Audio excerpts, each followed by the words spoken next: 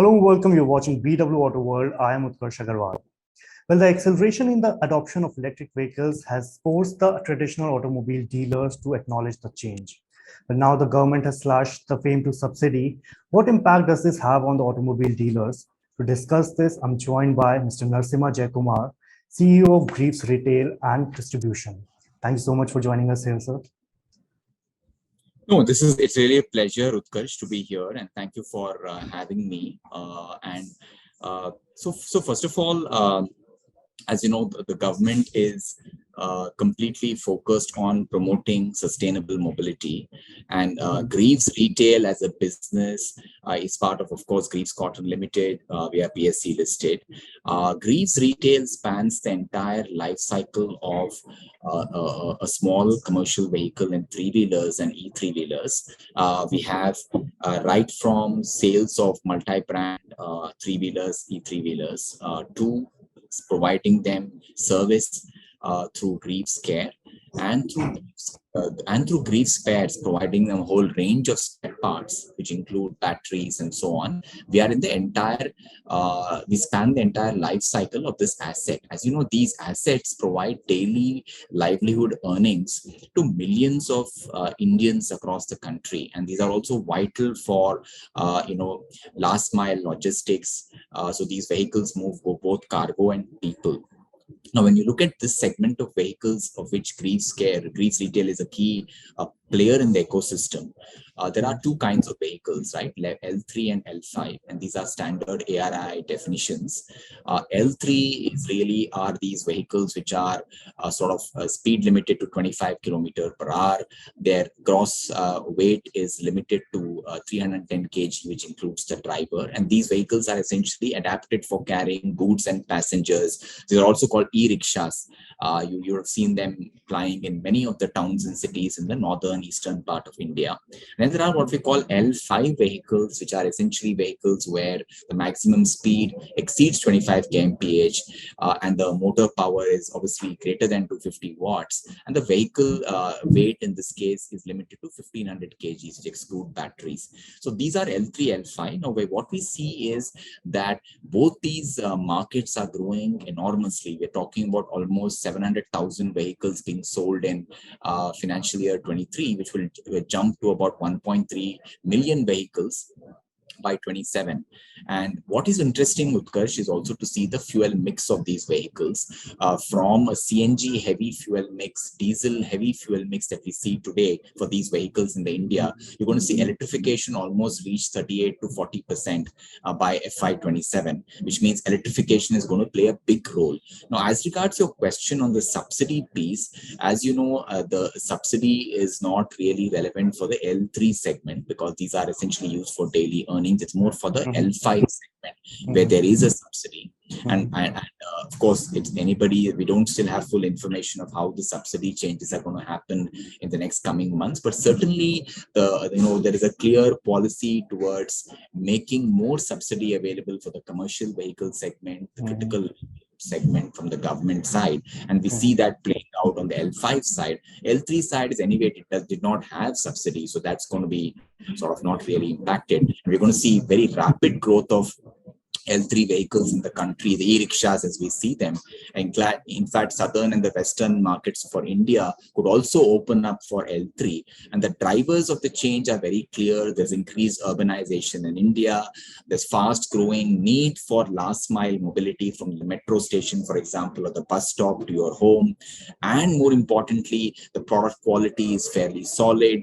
These are powered essentially by lead-acid battery, which is a very established technology for several decades in India, and that's also migrating to more lithium-ion. So it's a very, very established product, and we're seeing a big traction in the L3 segment. So hopefully, this gives you a perspective of how we see the market evolving.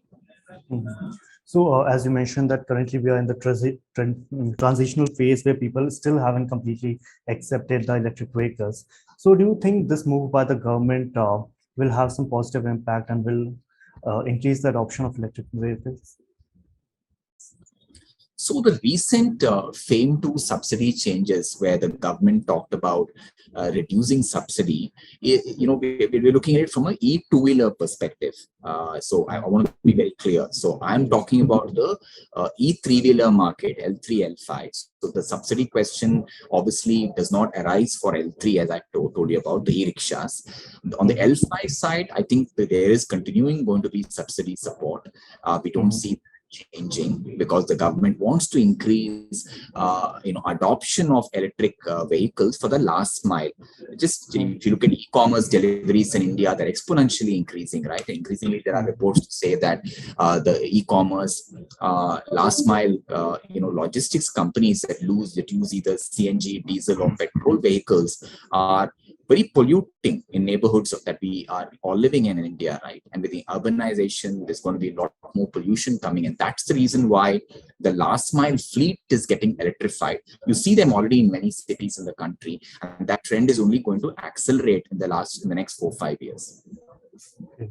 So initially you talked about the Greaves retail and distribution business. So can you also explain the mission and purpose of the business, and also how wide is the network currently? Yeah, we're very honored and privileged, Utkarsh, to serve our millions of livelihoods and small businesses in the country. So our mission has been to serve these millions of livelihood customers in the country. We're talking about potentially 70-80 million people in the country who use these vehicles for their livelihood.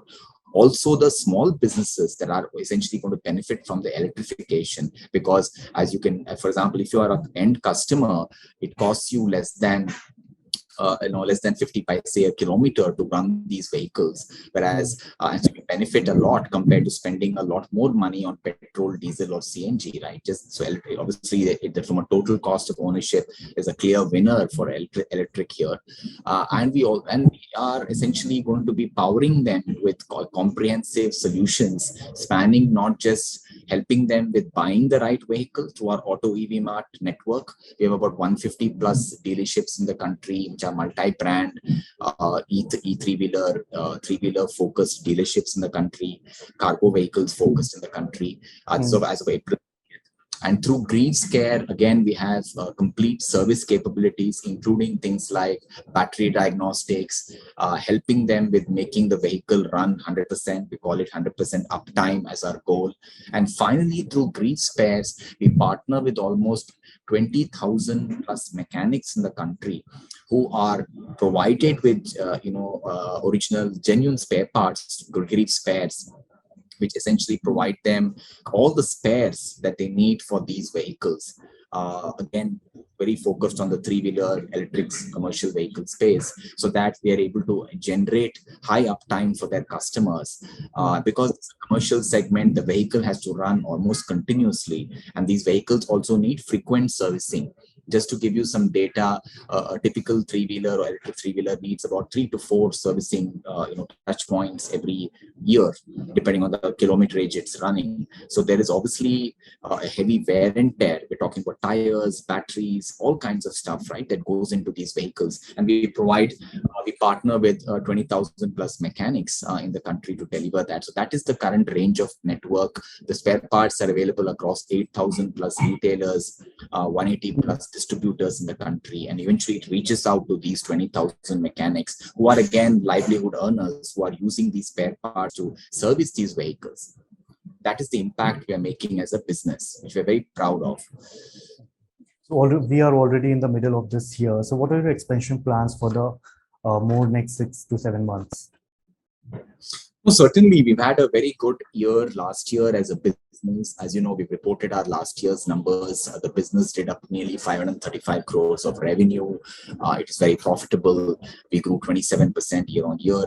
This year, again, the market is almost doubling, right? We're looking at, I can't share obviously exact forward-looking numbers, that would not be appropriate, but it suffices to say that we are looking at some very strong growth across our verticals.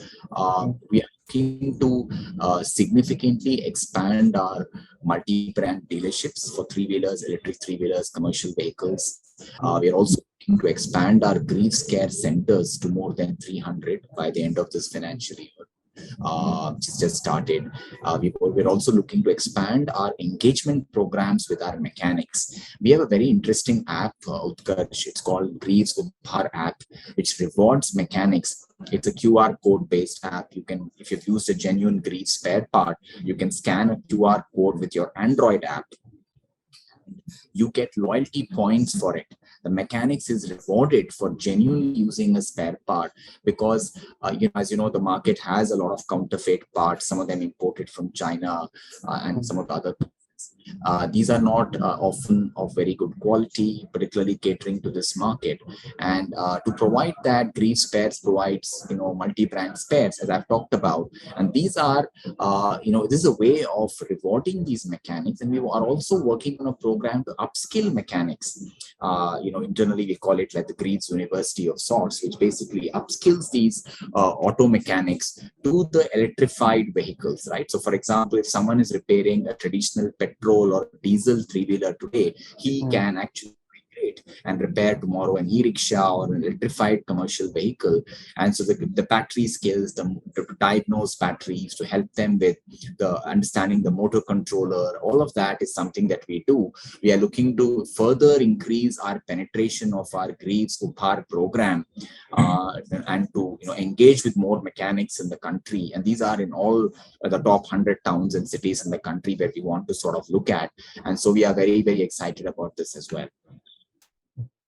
So also, when it comes to commercial vehicles, especially with the L3 and N5 vehicles, the charging infrastructure plays a major role. And so are you planning to partner with any players also in that aspect too? Yeah, absolutely. So as you know, we are not a charging company ourselves, and we don't want to be. We are like a platform. So we are very happy to partner with best in breed, best in class charging companies. And the whole charging space for commercial vehicles is still evolving. As you know, the L3 vehicles are today mostly lead acid batteries, where we do have some fast charging capability, but it's somewhat limited given the lead acid technology. So there, it is mostly going to be charging. All our Greaves Care outlets, for example, are getting powered with charging stations, which we are partnering with various third parties, and that still is work in progress, where you can charge these vehicles. But interestingly, the L5 vehicles, or the heavier vehicles that I spoke about, and also eventually level L3 vehicles are also going to get into lithium ion, and which will potentially support fast charging. So we are preparing the ground for it.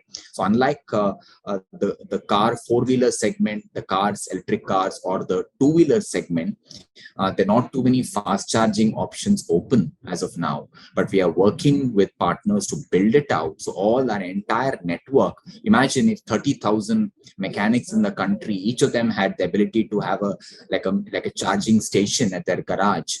You suddenly open out access points to millions and millions of people who are using these vehicles with no range anxiety or charging worries. So that is something that we are working on, but we are going to be partnering with various people. There are various companies that we're talking to. Some of them are in early stages. They're in fact doing some pilots in some states to work out the right sort of modalities around this. So you should watch this space for more details.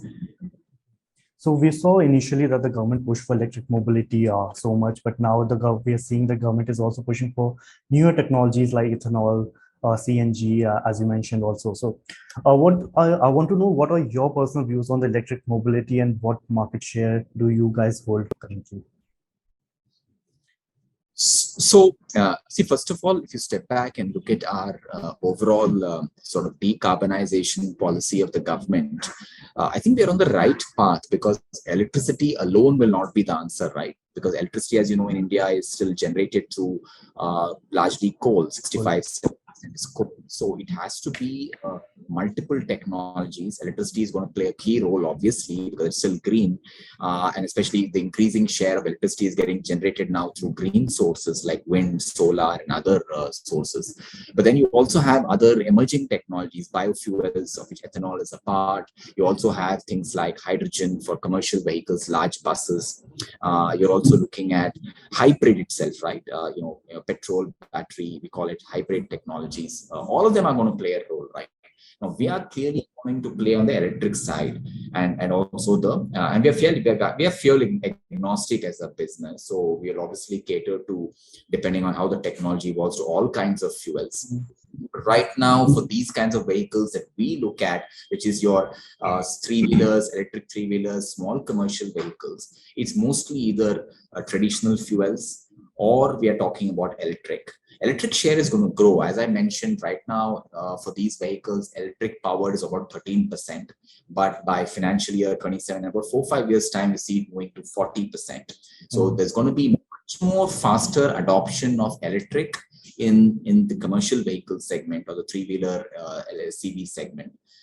There's, of course, on the e-two-wheeler side, as you know, last year it was just a shade under 5% was the penetration. That's also going to increase. Cars obviously is going to be much slower, just given the whole charging stations, the types of customers there, and all of that, and the needs are very different. But we are refocused on this space, as I said, and there we see a very healthy share for electric in about 3 4 years time. Majority potentially could be electric if you take 10 years, if you take 7 8 years out. So you're majorly saying that Greaves will stick to electric mobility and will not focus on other newer technologies, or you'll adopt as the time evolves. No, I think what I meant by saying is that we will be fuel agnostic, because we work with, as you know, different manufacturers, different technology streams, and we already work with traditional fuels, as you know, petrol, diesel, CNG. And we already, sort of cater to those vehicles. We are right now, of course, focused on electric, but electric is going to become 40% of all the vehicles share, as I told you. As new technologies emerge, we will look at it, right? And we continue to be a provider of spare service and facilities for these vehicles. Our end goal, you must remember, is to really ensure a great user experience, customer experience, the owner experience of these vehicles, and also 100% uptime. Uptime is very critical to these vehicles. It doesn't matter what the fuel type is, we will cater to it. So what are your plans or strategy for the coming 6 months for the company? What new products will we see in the market? Sure. So we are looking at some. We of course see massive growth, Utkarsh. As I was telling you, this is a very exciting space. It's a lot of it is unorganized, so we are organizing an unorganized market. If you look at our the garages, and if you look at the current state of service of these vehicles, we're also enabling skill building for our mechanics, as I said, which is a very important stakeholder in our business. These are mechanics who will potentially take India to the next sort of phase of electrification, because you can't have electrified vehicles coming in without the necessary technical skilled manpower. And as you know, electric powertrains are very different from the traditional fuel powertrains, right? So we're focused on that. We're also excited about increasing our reach in the market. We're looking to expand into more tier 2, tier 3, tier 4 cities, particularly in the north and east of the country, where demand is very, very high for these types of services. We're also continuing to work with partners, as I told you, about charging.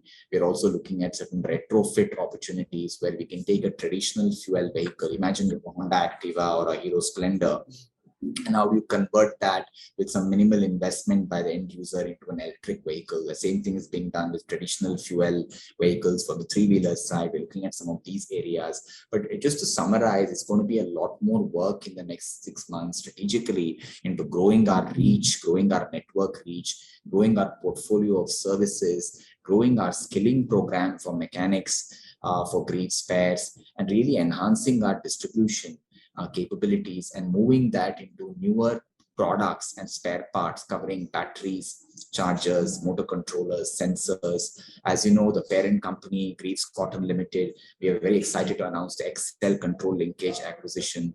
We announced it last time.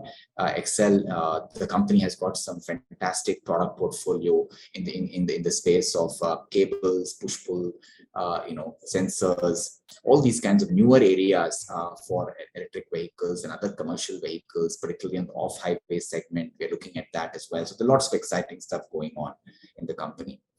Okay, so we'll look forward to all this exciting stuff. And thank you so much for speaking to us. It's a pleasure.